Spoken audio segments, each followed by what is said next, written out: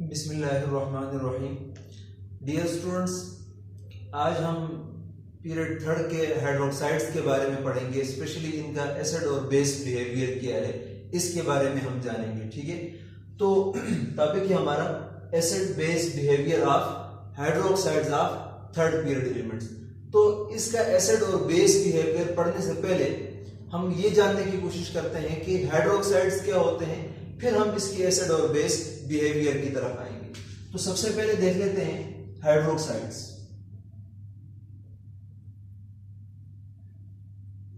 Hydroxides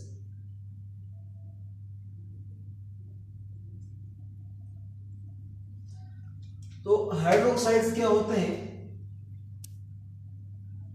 ये ऐसे compounds होते हैं which contain,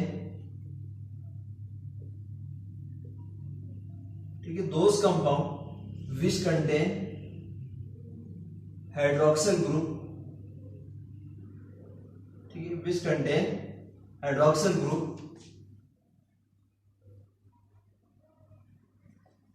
are called hydroxides.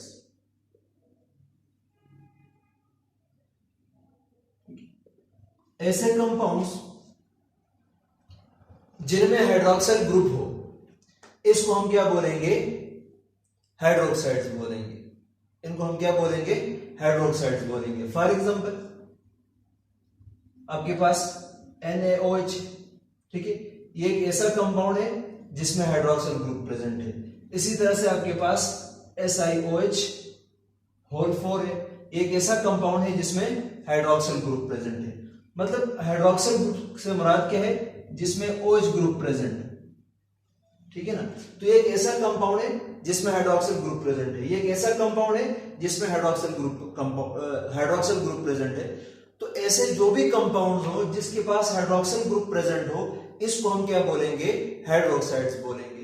लेकिन हमने कौन से पढ़ने हैं? हमने थर्ड पीरियड के हाइड्रोक्साइड्स पढ़ने हैं। तो सबसे पहले हम देख लेते हैं कि थर्ड पीरियड के हाइड्रोक्साइड्स कौन कौन से हैं।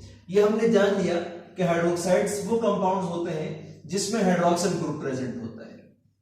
Hydroxyl group means OH group present होता है। अच्छा, अब पीरियड थर्ड के हाइड्रोक्साइड्स को हमने देखना है। तो पीरियड थर्ड में आपके पास क्या है? सोडियम है, तो सोडियम हाइड्रोक्साइड। उसके बाद फिर मैग्नीशियम है, तो मैग्नीशियम हाइड्रोक्साइड, ठीक है। इसके बाद फिर आपके पास एल्यूमिनियम है, तो ये आपके पास हो जाएगा एल्युमिनियम हाइड्रोक्साइड। फिर इसी तरह से आपके पास है एल्युमिनियम के बाद सिलिकॉन है, तो सिलिकॉन को हम लिखते हैं SiOH होल 4, ठीक है, सिलिकॉन हाइड्रोक्साइड। सिलिकॉन के बाद आपके पास क्या होता है? फास्फोरस H3PO4, ठीक है। इसको हम फास्फोरिक एसिड बोलते हैं, या इसको हम ऐसे भी लिख सकते हैं कि आपके पास HO, ठीक है, POOH होल थ्राइस। 3 ऑक्सीजन ये हो जाएंगे, एक ये 4 ऑक्सीजन, तो आपके पास H3PO4। इसी तरह से आपके पास फास्फोरस के बाद सल्फर होता है, और सल्फर आपके पास क्या है? H2SO4, या इसको हम ऐसे भी लिख सकते हैं कि आपके पास SO2 और आपके पास OH होल ट्वाइस। तो आप इन तमाम कंपाउंड में अगर देखें तो इसमें आपके पास क्या प्रेजेंट है? हाइड्रोक्सिल ग्रुप प्रेजेंट है। क्या प्रेजेंट है? Hydroxyl group, hydroxyl group, hydroxyl group, hydroxyl group, hydroxyl group, ठीक है। इसको हम ऐसे भी लिख सकते हैं आर करके, ठीक है। तो इसका मतलब ये सारे के सारे आपके पास क्या है? हाइड्रोक्साइड्स हैं। लेकिन ये एलिमेंट्स कौन से ग्रुप से बिलोंग करते हैं? Sodium, magnesium, aluminium, silicon, phosphorus, sulphur, ये आपके पास बिलोंग करते हैं 7 ग्रुप से। एक और भी है आपके पास, लास्ट में क्लोरीन है, तो मैं इसको यहां पर लिख लेता हूं, आपके पास HClO4, ठीक है ना, पर क्लोरिक एसिड। या इसको हम ऐसे भी लिख सकते हैं, आपके पास कैसे लिखेंगे? ClO और आपके पास HO, और यहां पर लिखेंगे 3, तो ClO3OH। तो इसमें भी अगर देखा जाए तो आपके पास क्या प्रेजेंट है? OH ग्रुप प्रेजेंट है। तो ये सारे के सारे जो एलिमेंट्स हैं ये पीरियड 3 से बिलोंग करते हैं। तो चूंकि इनके पास OH ग्रुप प्रेजेंट है, तो इसको हम क्या बोलेंगे? हाइड्रोक्साइड्स बोलेंगे। लेकिन हमने हाइड्रोक्साइड के बारे में तो पहले भी बात की थी कि ये ऐसे कंपाउंड्स होते हैं जिसमें हाइड्रोक्सिल ग्रुप प्रेजेंट होता है, और हमने ये भी बात की कि हमने थर्ड पीरियड के हाइड्रोक्साइड की बात करनी है, तो ये थर्ड पीरियड के हाइड्रोक्साइड्स आ गए। फिर उसके बाद हमने जो बात यहाँ पर पढ़नी है वो एसिड बेस बिहेवियर है। भाई इनमें से एसिड कौन है, बेस कौन है, एम्फोटेरिक कौन है, वो देखेंगे। तो सबसे पहले अगर आप लोग देखेंगे तो ये दो आपके पास क्या है, दीज आर बेसिक हाइड्रोक्साइड्स।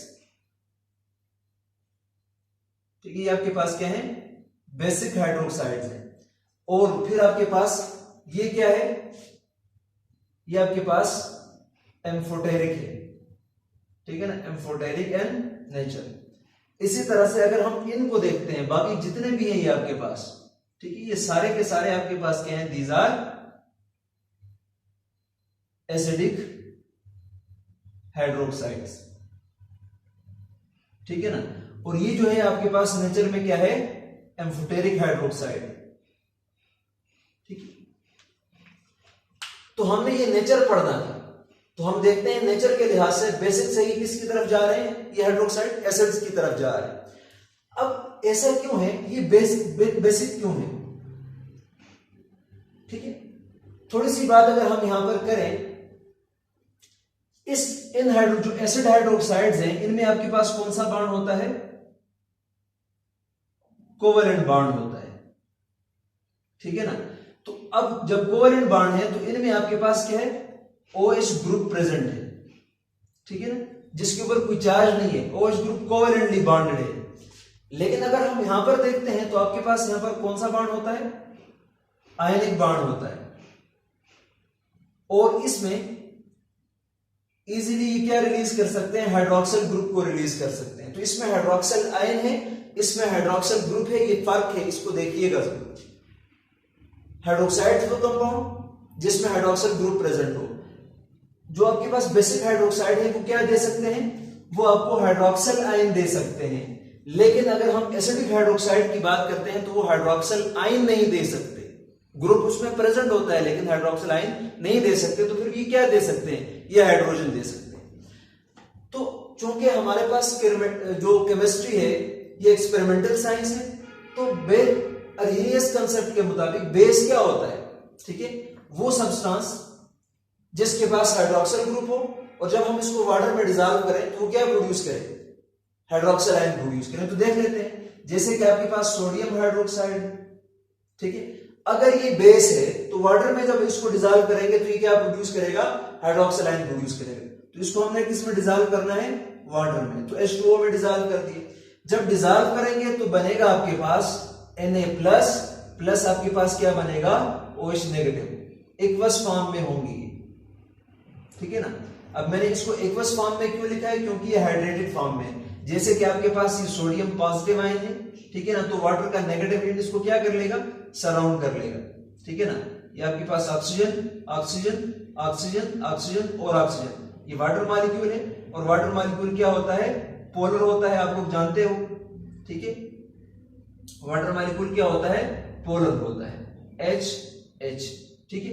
ये पार्शियल नेगेटिव है, इसका ये पार्शियल पॉजिटिव है। इसी तरह से सारे वाटर आपके पास पार्शियल पॉजिटिव और पार्शियल नेगेटिव की फॉर्म में प्रेजेंट होंगे, इस तरह से, ठीक है। अब क्या करेगा, इसको हम बोलते हैं हाइड्रेशन, कि जिसमें आपके पास पॉजिटिव आयन क्या करता है, क्या होता है, नेगेटिव आयन वाटर के जो नेगेटिव एंड है वो इसको सराउंड कर लेते हैं, इसको हम बोलते हैं हाइड्रेशन। तो मैंने यहां पर Na+ इक्वस लिखा है, तो इसका मतलब ये वाटर के अंदर क्या है, इस तरह हाइड्रेटेड फॉर्म में प्रेजेंट है, तो Na इक्वस है। इसी तरह से आपके पास OH भी किस फॉर्म में प्रेजेंट है, हाइड्रेटेड फॉर्म में प्रेजेंट है।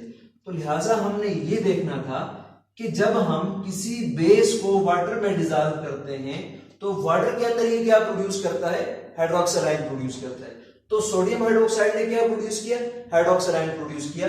लिहाजा ये आपके पास क्या है, बेस है, इसलिए हमने इसको बेस कहा। तो फिर मैग्नीशियम क्यों बेस है, इसी तरह से अगर मैग्नीशियम को वाटर में डिसॉल्व कर दें तो क्या होगा, वाटर में डिसॉल्व करने पर मैग्नीशियम का आपके पास आयन बन जाएगा एक्वस फॉर्म में, और प्लस आपके पास क्या बन जाएगा, आपके पास 2OH नेगेटिव एक्वस फॉर्म में। तो अगर आप लोग देखते हैं तो मैग्नीशियम हाइड्रोक्साइड जो है वो भी क्या प्रोड्यूस करता है, हाइड्रोक्सिल आयन प्रोड्यूस करता है। तो अरहेनियस कंसेप्ट के मुताबिक ये फिर आपके पास क्या हो जाएगा, बेस हो जाएगा। ठीक है, तो बेस क्या होता है, ठीक है ना, जो क्या करते हैं, बेस आर दो सब्सटेंसेस या स्पीशीज विच प्रोड्यूसेस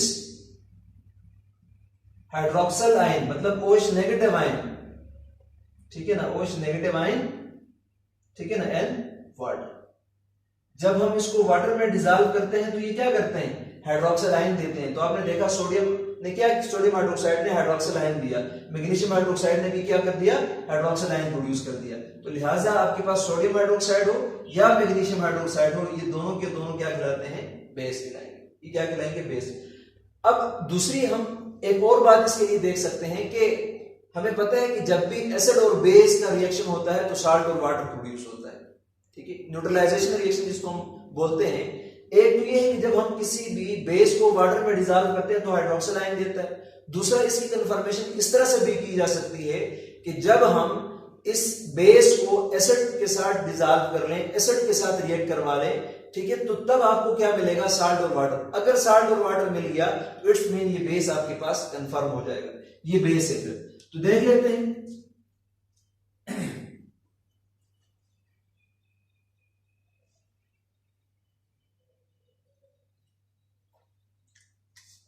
तो सोडियम हाइड्रोक्साइड है, तो इसको एसिड के साथ रिएक्ट करें, जैसे HCl को तो हम जानते हैं ये आपके पास क्या है, एसिड है, ठीक है ना।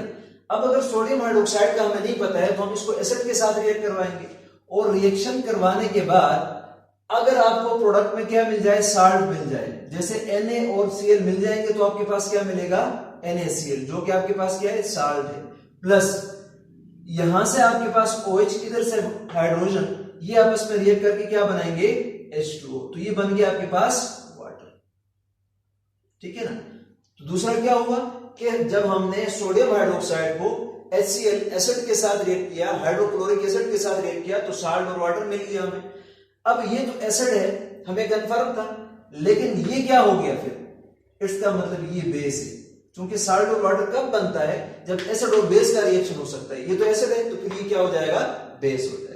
इसी तरह से आप मैग्नीशियम हाइड्रोक्साइड को देखें, MgOH को, ठीक है, MgOH होल ट्वाइस प्लस आपके पास HCl, इसका भी रिएक्शन करोगे तो आपको क्या मिलेगा, MgCl2 जो कि साल्ट है, प्लस आपको क्या मिलेगा, वाटर मिलेगा H2O।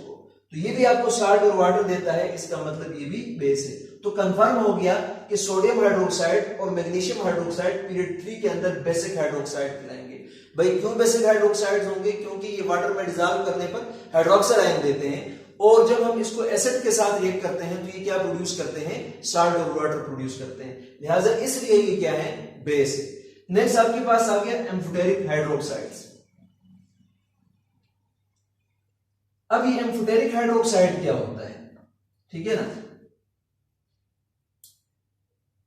ये क्या करता है, which acts both acid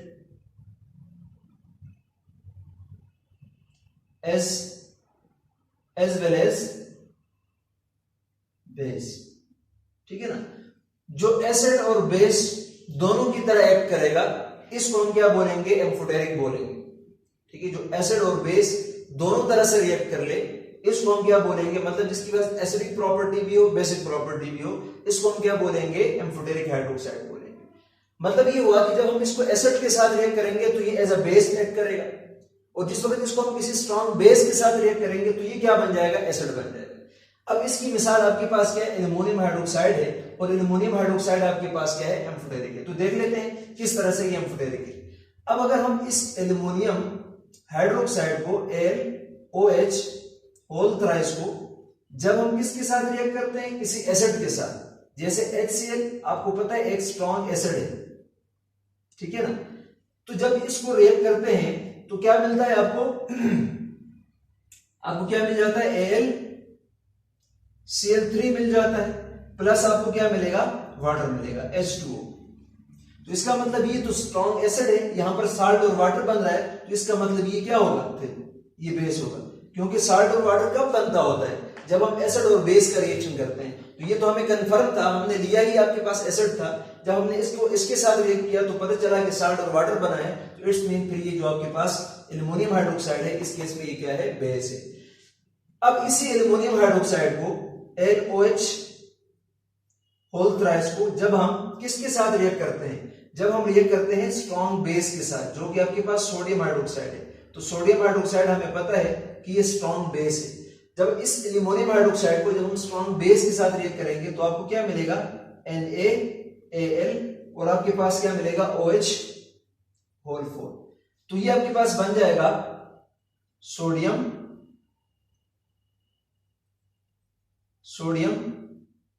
tetra hydroxo aluminate, ठीक है ना, जो कि आपके पास क्या है, साल्ट है। तो भाई कंफर्म हो गया कि अब ये अगर बेस था तो लिहाजा अगर साल्ट आपको मिल गया है इधर, ये फिर क्या होगा आपके पास, एसिड हो जाएगा। तो आप लोग देखते हैं एल्युमिनियम हाइड्रोक्साइड आपके पास एक सिंगल कंपाउंड है, लेकिन कभी आप लोग इसको एज अ बेस देखते हो जब हम इसको एसिड के साथ रिएक्ट करते हैं, और कभी जब हम बेस के साथ रिएक्ट करते हैं तो एज एन एसिड रिएक्ट करता है। तो लिहाजा इसके पास दोनों प्रॉपर्टीज हैं, जिसकी वजह से इसको हम क्या बोलेंगे, एम्फोटेरिक बोलेंगे। और एम्फो का मतलब होता है बोथ से मुराद as an acid as well as base. तो इसके पास दोनों प्रॉपर्टीज हैं, लिहाजा ये आपके पास एम्फोटेरिक हाइड्रोक्साइड। तो फिर ये जो एसिडिक हाइड्रोक्साइड है, ठीक है, जिनमें कोवलेंट बॉन्ड पाया जाता है, तो फिर ये क्या है, इसको हम क्यों बोलते हैं एसिडिक हाइड्रोक्साइड। अभी हम देखेंगे एसिडिक हाइड्रोक्साइड्स। एसिडिक हाइड्रोक्साइड्स, अब जिस तरह बेसिक हाइड्रोक्साइड हमने पढ़ा था सेम इसी तरह से, लेकिन सिर्फ फर्क ये है कि हाइड्रोजन आयन देंगे। तो एसिडिक हाइड्रोक्साइड आपके पास क्या होते हैं, ठीक है, ये दोज कंपाउंड्स which produces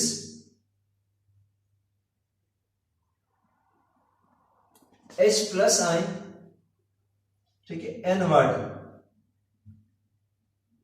ये वाटर में क्या प्रोड्यूस करते हैं, हाइड्रोजन आयन प्रोड्यूस करते हैं। तो अर्हेनियस कंसेप्ट के मुताबिक हर वो सब्सटेंस जो हाइड्रोजन आयन दे वाटर के अंदर, इसको हम क्या बोलेंगे, इसको हम एसिड बोलेंगे।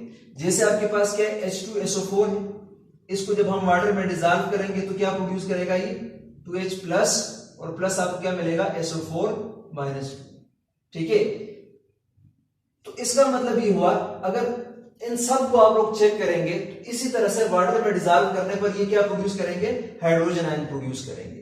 तो चूंकि हाइड्रोजन आयन देते हैं ये, इस वजह से हम इनको क्या बोलते हैं, एसिड बोलते हैं। इसी तरह से H3PO4 को वाटर के साथ रिएक्ट करो तो ये क्या देगा, 3 हाइड्रोजन आयन देगा। इसी तरह से H2SO4 के वाटर के साथ रिएक्ट करवाएंगे तो क्या प्रोड्यूस करेगा, हाइड्रोजन आयन प्रोड्यूस करेगा। HClO4 को जब हम वाटर में डिसॉल्व करेंगे तो वो भी क्या प्रोड्यूस करेगा, H प्लस आयन प्रोड्यूस करेगा।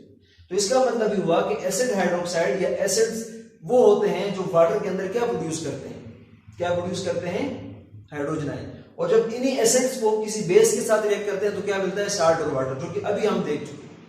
तो ये तो आपके पास एसिडिक हाइड्रोक्साइड क्या है, बेसिक हाइड्रोक्साइड क्या है, और एम्फोटेरिक हाइड्रोक्साइड क्या है। अब हमने इस ट्रेंड को देखना है कि भाई ये बेसिक हाइड्रोक्साइड है, फिर ये एम्फोटेरिक हो गया, ये एसिडिक हो गया, ऐसा क्यों है। मतलब अगर आप ट्रेंड देखें तो बेसिक से एसिड की तरफ जा रहा है हाइड्रोक्साइड में, ऐसा क्यों है, इसको देखते हैं। और फिर ये वीक एसिड है, ये इससे थोड़ा स्ट्रांग है, ये और स्ट्रांग है, ये सबसे स्ट्रांग एसिड है। इनकी जो एसिडिक स्ट्रेंथ है इसमें भी फर्क है, और इसी तरह से इनकी बेसिक स्ट्रेंथ में फर्क है, ये क्यों है, इसको हम देखें।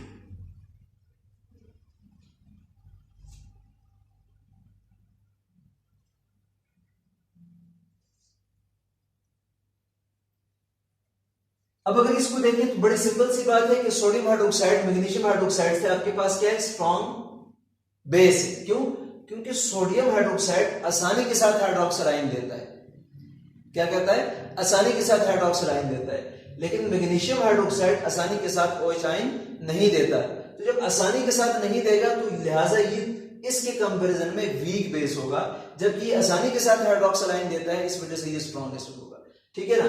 और फिर ये तो वाटर के साथ रिएक्ट ही नहीं करता, इसका पॉलीमेरिक स्ट्रक्चर होता है, और ये बॉन्ड वाटर का ब्रेक ही नहीं कर पाता, वाटर इसका बॉन्ड, इस वजह से ये वाटर के साथ रिएक्ट भी नहीं करेगा।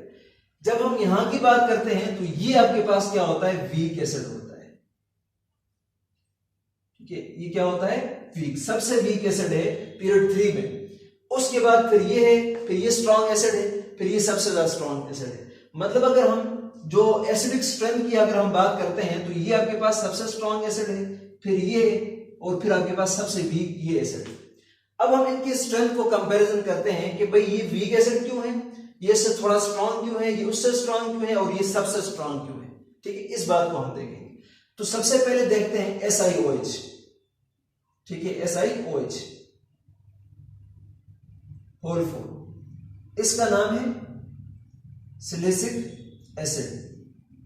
ठीक है, इसको हम क्या बोलते हैं, सिलिसिक एसिड बोलते हैं। ठीक है, अब सिलिसिक एसिड हम इसको क्यों बोलते हैं, ठीक है, ये एसिड है चूंकि ये क्या प्रोड्यूस करेगा, हाइड्रोजन आयन प्रोड्यूस करेगा। तो सबसे पहले अगर इसका स्ट्रक्चर अगर आप लोग देखें तो ये सारी चीजें आपको क्लियर हो जाएगी स्ट्रक्चर में। SiOH का स्ट्रक्चर क्या है, SiOH, OH, OH और आपके पास OH। ठीक है, सिलिसिक एसिड। अब सिलिकॉन और ऑक्सीजन में ये कोवेलेंट बॉन्ड है, तो अगर कोवेलेंट बॉन्ड है तो फिर OH का निकलना तो मुश्किल हो जाएगा, लेकिन यहां से क्या निकल सकता है, हाइड्रोजन निकल सकता है। ठीक है ना, मतलब ये हाइड्रोजन निकल सकता है। ठीक है, तो अगर हम यहां से इन हाइड्रोजन को निकाल दें, ठीक है, ये हाइड्रोजन यहां से H+ की फॉर्म में निकल जाए, H+ की फॉर्म में निकल जाए, H+ की फॉर्म में निकल जाए, तो क्या होगा, 4 हाइड्रोजन निकलेंगे, 4H+। अब हाइड्रोजन निकले हैं तो इसका मतलब ये एसिड है, यही तो हमने अभी बात की थी। पीछे क्या बच जाएगा आपके पास, पीछे बच जाएगा Si O negative, O negative, O negative, O negative. मतलब आपके पास जो SiO4 है इसके ऊपर 4 नेगेटिव चार्ज, और कोई डीलोकलाइजेशन नहीं है, कोई रेजोनेंस नहीं है। मतलब ये नेगेटिव चार्ज इसी ऑक्सीजन के ऊपर ही रहेगा, ये नेगेटिव चार्ज इसी ऑक्सीजन के ऊपर ही रहेगा, ये नेगेटिव चार्ज इसी ऑक्सीजन के ऊपर रहेगा, ये नेगेटिव चार्ज इसी ऑक्सीजन के ऊपर रहेगा। तो कोई डीलोकलाइजेशन नहीं है, कोई रेजोनेंस नहीं है। तो इसका मतलब ये हुआ कि ये जो आपके पास नेगेटिव आयन बन चुका है SiO4-4, जिसको हम बोलते हैं कंजुगेट बेस, जिसको हम क्या बोलते हैं, ठीक है, कंजुगेट बेस बोलते हैं। ठीक है, वैसे कंजुगेट बेस में इसका एक ही हाइड्रोजन का डिफरेंस होता है, लेकिन ओवरऑल चूंकि नेगेटिव है और इन्हीं से ही बना है स्टेप बाय स्टेप, तो इसको हम क्या बोलेंगे, कंजुगेट बेस बोलते हैं। या एनायन है, तो भाई किसी भी एसिड के जो स्ट्रेंथ है वो हम कैसे बता सकते हैं, हम उसका जो एनायन है, मतलब जो नेगेटिव आयन उससे बनता है, जो एनायन बनता है उसकी स्टेबिलिटी को चेक करेंगे। आपका कंजुगेट बेस जितना ज्यादा स्टेबल होगा, आपका एनायन जितना ज्यादा स्टेबल होगा, आपका एसिड उतना ही स्ट्रांग होगा, क्योंकि ये मुड़ के वापस हाइड्रोजन के साथ रिएक्ट नहीं करेगा। अगर आपका एनायन स्टेबल है, अगर आपका एनायन स्टेबल है तो ये वापस इस हाइड्रोजन के साथ रिएक्ट नहीं करेगा। लेकिन अगर आपका एनायन अनस्टेबल है तो वापस क्या करेगा, खुद को स्टेबलाइज करने के लिए ये नेगेटिव चार्ज हाइड्रोजन को ले लेगा। तो चूंकि यहां पर SiO4 के ऊपर -4 नेगेटिव चार्ज है, बहुत ज्यादा नेगेटिव चार्ज है, और कोई रेजोनेंस नहीं है, कोई डीलोकलाइजेशन नहीं है, जिसकी वजह से ये फौरन इस हाइड्रोजन के साथ रिएक्ट करके वापस क्या बनाएगा, सिलिसिक एसिड बना लेगा। मतलब डी आयनाइजेशन, इसकी आयनाइजेशन खत्म हो जाएगी। तो इसका मतलब ये एक वीक एसिड है। क्यों वीक एसिड है, क्योंकि इसका जो एनायन है ये अनस्टेबल है। ठीक है, इसका एनायन क्या है, अनस्टेबल है। तो फिर H3PO4 को देखते हैं, जो कि इसके मुकाबले में थोड़ा स्ट्रॉन्ग एसिड है, जो कि इसके मुकाबले में क्या है, थोड़ा स्ट्रॉन्ग एसिड है। नेक्स्ट आपके पास क्या है, H3PO4, H3PO4 जिसको हम बोलते हैं फास्फोरिक एसिड, फास्फोरिक एसिड। अगर फास्फोरिक एसिड का स्ट्रक्चर ड्रा करें तो P double bond O, OH, इसी तरह से OH, इसी तरह से आपके पास OH, 3 हाइड्रोक्सिल ग्रुप इसमें। लेकिन जो कि OH ग्रुप तो यहां से निकल नहीं सकता, तो ये हाइड्रोजन निकल जाता है। यहां से क्या निकलता है? हाइड्रोजन निकलता है। तो ये प्लस की फॉर्म में निकलेगा, ये माइनस, ये प्लस, ये माइनस, ये प्लस, ये माइनस। तो इससे क्या बन जाएगा आपके पास? 3 हाइड्रोजन को अगर हम हटा देते हैं 3H प्लस, तो पीछे बन जाएगा P double bond O, O negative, O negative और आपके पास O नेगेटिव। ठीक है। अब अगर आप लोग देखें तो O negative, O negative, O negative, लेकिन यहां पर P डबल बॉन्ड O मतलब ऑक्सीजन और फास्फोरस का डबल बॉन्ड है, तो यहां पर रेजोनेंस पॉसिबल है। डबल बॉन्ड कंडीशन क्या थी रेजोनेंस की? डबल बॉन्ड, ठीक है ना, फिर आपके पास सिंगल बॉन्ड, फिर नेगेटिव चार्ज, तो इनमें क्या होता है? रेजोनेंस होता है। तो आप लोग देखेंगे यहां पर है तो नेगेटिव चार्ज बहुत ज्यादा, लेकिन थोड़ा बहुत इसमें रेजोनेंस है। ठीक है, मतलब आपके पास ये जो नेगेटिव चार्ज है ये यहां से यहां शिफ्ट हो जाएगा, तो यहां से यहां चला जाएगा। मतलब थोड़ी देर के लिए बहुत कम इसके अंदर रेजोनेंस पाया जाता है, कुछ थोड़ी बहुत चार्ज की डीलोकलाइजेशन होती है। तो इस वजह से है ये भी आपके पास क्या है? वीक एसिड ही है। ठीक है ना, क्योंकि ये भी आपके पास क्या है? इसका जो एनायन है ये अनस्टेबल है, इस वजह से ये वीक एसिड है। लेकिन अगर हम इसको, जो कि आपके पास क्या है? PO4 -3 है, ठीक है ना, PO4 -3 जो एनायन बन चुका है, इसका कंपैरिजन अगर इसके एनायन के साथ करें, मतलब SiO4 -4 के साथ करें, तो इसमें और इसमें ज्यादा स्टेबल कौन है? ये थोड़ा ज्यादा स्टेबल है, जिसकी वजह से इसकी एसिडिक स्ट्रेंथ थोड़ी ज्यादा होगी, और ये आपके पास क्या होगा? सबसे वीक एसिड होगा। तो मैंने अभी बात की थी कि हमने इसकी एनायन की स्टेबिलिटी को देखना है, तो इसका एनायन थोड़ा बहुत रेजोनेंस की वजह से क्या है? स्टेबल है। अब हम आगे देखते हैं H2SO4। H2SO4 सल्फ्यूरिक एसिड, और साथ में आपके पास क्या है? HClO4। ठीक है, परक्लोरिक एसिड हम इसको बोलते हैं। ठीक है, परक्लोरिक एसिड, परक्लोरिक एसिड, ये सल्फ्यूरिक एसिड है, ये परक्लोरिक एसिड है। अगर हम इसको आयनाइज कर लें, ठीक है ना, तो आपके पास क्या बन जाएगा? ये इसका स्ट्रक्चर देख लेते हैं पहले। Double bond O, double bond O, ये आपके पास OH और ये आपके पास OH। ठीक है, इसी तरह से अगर हम इसको देख लेते हैं तो ये आपके पास क्या बन जाएगा? C double bond O, double bond O, double bond O, और ये आपके पास क्या होगा? O, और ये आपके पास H। ये आपके पास Cl है।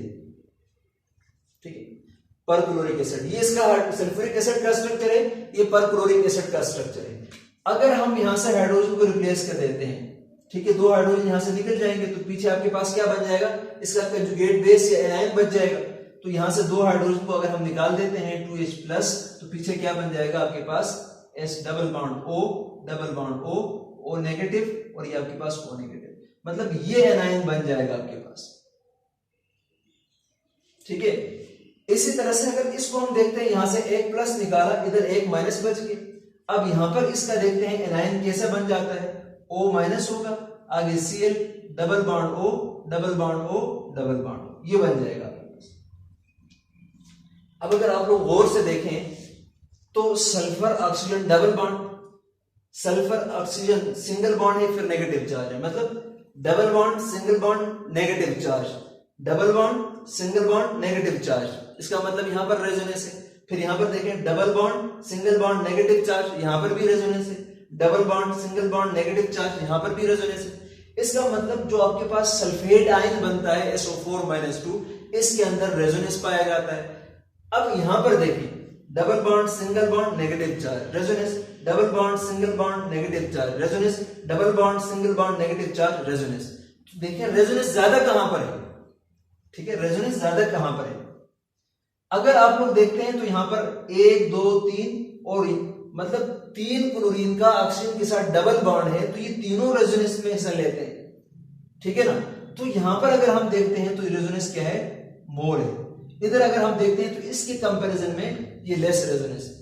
तो लिहाजा अगर इन दोनों की कंपैरिजन की जाए, अगर आपसे पूछा जाए कि सल्फ्यूरिक एसिड में और परक्लोरिक एसिड में ज्यादा स्ट्रॉन्ग एसिड कौन है, तो आप बोलेंगे परक्लोरिक एसिड सल्फ्यूरिक एसिड से ज्यादा स्ट्रॉन्ग एसिड है। क्यों ज्यादा स्ट्रॉन्ग एसिड है?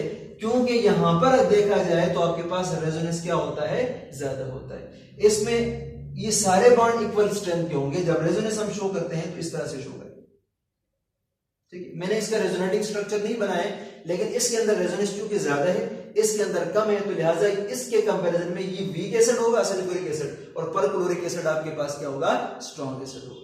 तो इस तरह से जब हम लेफ्ट टू राइट जाएंगे तो बेसिक कैरेक्टर खत्म होता जाएगा, आगे एसिड आते जाएंगे। लेकिन अगर हम एसिड्स की भी आपस में कंपैरिजन करेंगे तो left to right third period के अंदर एसिडिक स्ट्रेंथ बढ़ता जाएगा। क्यों एसिडिक स्ट्रेंथ बढ़ता जाएगा, क्योंकि आपके पास इधर जाएंगे तो आपके पास रेजोनेंस इन्वॉल्व होगा। तो जितना ज्यादा रेजोनेंस होगा उतना एनायन स्टेबल होगा, जितना ज्यादा एनायन स्टेबल होगा उतना ही आपके पास क्या होगा। अब चूंकि ये अगर आपके पास स्टेबल है, ये क्या है आपके पास स्टेबल है, इसका मतलब यहां से जो एक हाइड्रोजन बना था, ये हाइड्रोजन वापस इसके साथ जल्दी रिएक्ट नहीं कर सकेगा, क्योंकि ऑलरेडी ये खुद को स्टेबलाइज कर रहा है रेजोनेंस के थ्रू। तो क्या जरूरत है इसको हाइड्रोजन को एकदम खींचने की। तो जब हाइड्रोजन आपके पास अवेलेबल होगा, ये हाइड्रोजन को अपने साथ मिलाएगा नहीं, तो इसका मतलब ये कि अच्छा एसिड है। लेकिन यहां पर इतना टाइम नहीं लगाता, ये हाइड्रोजन को जब वापस लेगा तो इसका मतलब इसके कंपैरिजन में ये लेस स्टेबल है। जब लेस स्टेबल है तो फिर ये क्या होगा, वीक एसिड। तो आज हमने क्या पढ़ लिया, acid base behaviour of hydroxide of third period element.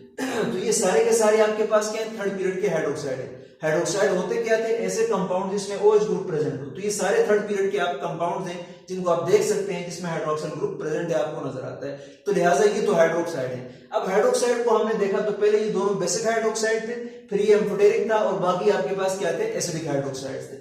ये बेसिक क्यों थे, क्योंकि ये वाटर के अंदर हाइड्रोक्सिल आयन देते थे, और जब एसिड के साथ रिएक्ट करते थे तो साल्ट और वाटर प्रोड्यूस करते थे। इस वजह से ये हाइड्रोक्साइड बेसिक हाइड्रोक्साइड थे।